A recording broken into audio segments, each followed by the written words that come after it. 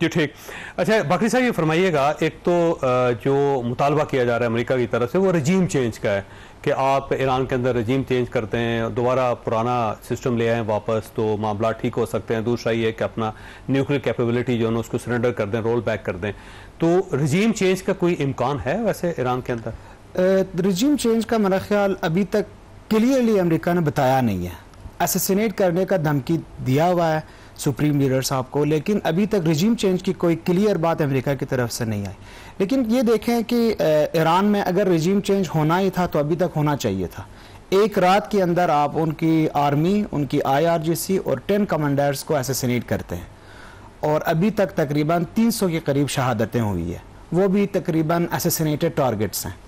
तो रजीम चेंज का मसला ये होता है कि ईरान के अंदर 92 मिलियन पॉपुलेशन है, ठीक।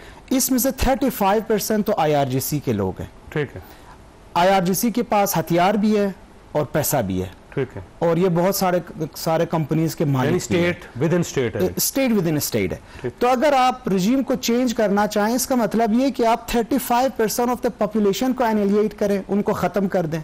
ये मुमकिन, मेरा नहीं ख्याल कि ये मुमकिन है अभी ईरान में।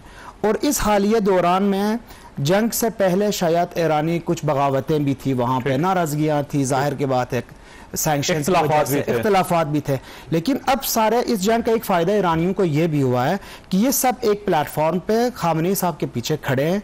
और अगर मैं समझता हूँ कि रजीम चेंज तो बहुत दूर की बात है, इस जंग को शायद ख़त्म करना और ये इस तरह ख़त्म करें कि इसराइल के हक़ में या अमेरिका के हक़ में, ये भी इस सिचुएशन में पॉसिबल नज़र नहीं है। सब ये क्योंकि ज़ाहिर है धमकी लगाई जा रही है अमेरिका की तरफ से भी और इसराइल की तरफ से भी। अगर खुदा न खास्ता आयतुल्लाह साहब के ऊपर हमला हो जाता है तो फिर एक काउंटर स्ट्रेटजी क्या है ईरान की, और क्या एक लंबी जंग आयतुल्लाह साहब के बगैर भी मुमकिन है? देखिए ईरान में शायद कल रात भी बात हुई थी आपसे कि अभी इनको हर ऑर्गेनाइजेशन IRGC अच्छा और मिलिट्री के अंदर ये ऑर्डर आ गया कि आप अपने चेन ऑफ कमांड को 10 बंदों तक हमें दे दें नाम।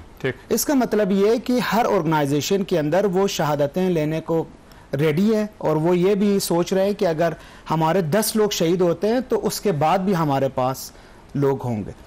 खामनेई साहब का मसला ये है कि सबसे पहले ये तो है सुप्रीम लीडर, जाहिर की बात है अगर इनको असैसिनेट किया जाता है तो एक बहुत बड़ा नुकसान होगा। लेकिन ये याद रखें कि ईरान के अंदर एक सिस्टम है और इस सिस्टम में जिस तरह ईरान का प्रेसिडेंट और फॉरेन मिनिस्टर वो हेलीकॉप्टर क्रैश में फोत हो गए थे, जिस तरह बहुत सारे और भी वाक़यात ईरान में आपको मिलते हैं, ये मुल्क रुकने वाला नहीं है। अगर खामनेई साहब को सबसे पहले तो दुआ ये है कि अल्लाह उनको महफूज रखे, लेकिन अगर असैसिनेट होते भी है तो विद इन 24 आवर्स वो मीटिंग बैठेगी डिफरेंट काउंसिल्स की और वे सुप्रीम लीडर का नया जो सुप्रीम लीडर है वो इंतखाब ज़रूर होगा। इसमें डिफरेंट वो अजम्पशंस है कि हो सकता है उनके बेटे आ जाएं, हो सकता है कोई और आलिम आ जाएं, लेकिन 5-6 नाम गर्दिश भी कर रहे हैं। लेकिन इसका हरगिज़ मतलब ये नहीं कि अगर असैसिनेट करते हैं तो उसके बाद क्राइसिस हो जाएगा या ये रजीम चेंज होगा, मुझे नहीं लगता। ठीक है, मसूद खान साहब आपकी तरफ आने सर, ये फरमाइएगा कोई इस वक्त ट्रंप साहब इस पोजीशन में है कि वो मसला कश्मीर हल करवा सकें और वाकई मसला कश्मीर इस बार हल हो सकता है? देखिए, मसला कश्मीर हल करने के लिए ज़रूरी है कि फरीक़ैन यानी हिंदुस्तान और पाकिस्तान तैयार हों। तो पाकिस्तान हमेशा से तैयार रहा है, पहले जम्मू कश्मीर भी तैयार है, हिंदुस्तान तैयार नहीं है। और हिंदुस्तान को इस हालिया जंग में बहुत गहरा ज़ख्म लगा है। यानी एक एतबार से देखा जाए तो वो मुंह छिपाते फिर रहे हैं क्योंकि उनकी सारी दुनिया के सामने तजलील हुई है और अस्करी सतह पे भी वो कोई अपना सिक्का नहीं जमा सके। तो इसलिए वो इस वक्त जो है अपनी इज्जत बहाल करने के लिए नाकाम कोशिशें कर रहे हैं। उन्हें कुछ वक्त दिया जाए, पस पर्दा कोशिशें जारी रखनी चाहिए। और जैसा कि मैं एक तो जो इसी नुक्ते के हवाले से एक और चीज़ कहना चाहता हूँ कि अभी आप जंग का जिक्र कर रहे थे कि क्या जंग जो है अभी जो इसराइल और ईरान की जंग ये 10 साल तक खिंच जाएगी, तो जंग बिल्कुल तब्दील हो चुकी है। जंग का माहौल, जंग के जो इंस्ट्रूमेंट्स हैं, जंग के जो प्लेटफॉर्म्स हैं और जिस तरीके से वो कंडक्ट की जाती है, जैसे हमारी जंग जो है क्योंकि 2 जौहरी ताकतों के दरमियान थी तो 4 दिन में वो सिमट गई, उसके सिमटाना उसे जरूरी हो गया, वरना वो बहुत खतरनाक और जो जंग हुई थी प्रॉपर मसूद खान साहब वो 50 मिनट्स की थी। 50 मिनट के अंदर मसला ऑलमोस्ट किसी न किसी के किनारे लग गया था। 50 मिनट का।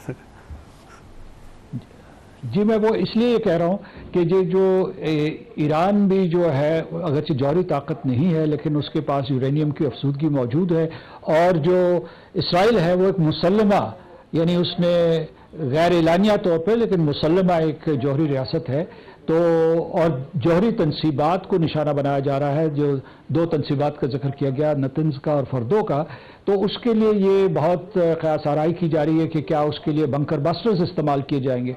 अगर बंकर बस्टर इस्तेमाल होता है तो ये ताबकारी की एक बर्पा कर देगा।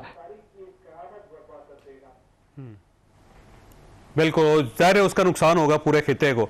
लेकिन सर ये फरमाइएगा, ये मसूद खान साहब के एक ख्याल है और ये बड़े अरसे से कहा जा रहा है कि ईरान डिफेंस है पाकिस्तान का, कि ईरान को कुछ होता है तो उसके बाद फिर पाकिस्तान इसराइल की अगला टारगेट होगा।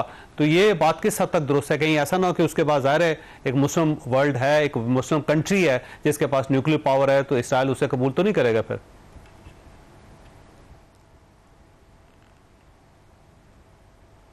ये मेरे ख्याल है खान साहब तक आवाज़ नहीं जा रही है हमारी। अच्छा ये फरमाइएगा बाकरी साहब के ईरानी पाकिस्तान से क्या एक्सपेक्ट कर रहे हैं इस वक्त? पहले ये बता दूं आपको कि मैं तकरीबन पिछले 30 साल से ईरान में रह रहा हूं और आज तक मैंने ईरानियों में इतनी मोहब्बत पाकिस्तानियों के हवाले से नहीं देखी। ये जो प्राइम मिनिस्टर साहब का ट्वीट और उसके बाद सेनेट में जो करारदाद मंजूर हुआ, ये ईरानियों की दिल में मेरा ख्याल है एक बहुत ही डीप असर रखेगा। जिस तरह की पेज़ेश्कियान साहब प्रेसिडेंट ऑफ ईरान ने पाकिस्तान का नारे लगाया, परसों इन्होंने कहा कि सेनेट ऑफ पाकिस्तान ये करारदाद मंजूर किए, तो वहाँ के जो नुमाइंदे थे वो पाकिस्तान तशक्कुर के नारे लगाए। एक्सपेक्टेशन ये है कि Pakistan as a neighbouring Muslim country जिसके पास एटॉमिक हथियार भी है, और जो ये भी शायद माना जाता है कि ईरान इराक वार में ज़ियाउल हक साहब के टाइम पे ईरान की बहुत मदद की, अब भी ईरानी ये सोच रहे हैं कि उनकी मदद पाकिस्तान की तरफ से हो सकता है, और ये बड़े एक्सपेक्टेशन भी रखे हुए हैं कि पाकिस्तान एंड टाइम पे हमारा मदद करेगा। लेकिन रियलिटीज़ को फिर आप बेहतर समझते हैं कि पाकिस्तान की जो रियलिटीज़ है, उसकी जो मजबूरियाँ हैं, यूनाइटेड स्टेट अगर इन्वॉल्व होता है तो फिर पाकिस्तान, जाहिर की बात है एक बयानिए की हद तक तो पाकिस्तान अभी भी बहुत कुछ कर चुका है, लेकिन अगर ग्राउंड रियलिटीज़ को देखा जाए, क्या यह मुमकिन है कि पाकिस्तान प्रैक्टिकली ईरान का मदद करे?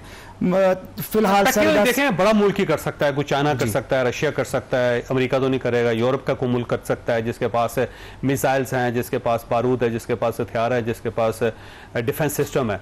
पाकिस्तान तो खुद दूसरे मुल्कों से खरीद रहा है, तो इस सिनेरियो में पाकिस्तान से मदद तो नहीं कर सकेगा। नहीं, लेकिन पाकिस्तान से एक एक्सपेक्टेशन ईरानियों के साथ जब बात होती है, ये सुनने में आता है कि अगर हमें लड़ाकू तैयारे मिल जाएं, जिस तरह इंडिया के खिलाफ इन्होंने यूज किया था J-10 और PL-15 का जो इनके पास मिसाइल है, तो चाइना देगा, चाइना से मिलेंगे। जी, वो यही सोच रहे हैं कि शायद पाकिस्तान अगर बीच में आ जाएं और इस सूरत हाल में चाइना से वो लेके दे दे, इस तरह के एक्सपेक्टेशंस है। लेकिन ये किस हद तक रियलिटी और किस हद तक ये मुमकिन है, ये अलग बात है, लेकिन एक्सपेक्टेशन फिलहाल पाकिस्तान से बहुत ज्यादा है। और ईरानियों, मेरा ख्याल ये है कि ईरानी अब इस सिचुएशन में पाकिस्तान को बहुत बेहतर तरीके से समझ भी रहे हैं, और ये बहुत ही डीप और लंबा असर होगा ईरानियों के दिलों पे। देखिए, हर पाकिस्तानी ईरान के लिए दुआ गो है, और हम सियासी तौर पे, सफारती तौर पे ईरान के साथ हैं, और हमारी दुआ भी, हमारी कोशिश भी है कि जंग लंबी ना हो, क्योंकि इसमें हमारा बरादर इस्लामी मुल्क जो है उसको बहुत ज़्यादा नुकसान हो रहा है। वैसे तो आपने गुफ्तगू सुनी, फैसला करना अल्लाह ताला आप और आपके अहल खाना को हर किस्म की मुसीबत से महफूज रखे। अल्लाह हाफिज़ एंड पाकिस्तान जिंदाबाद।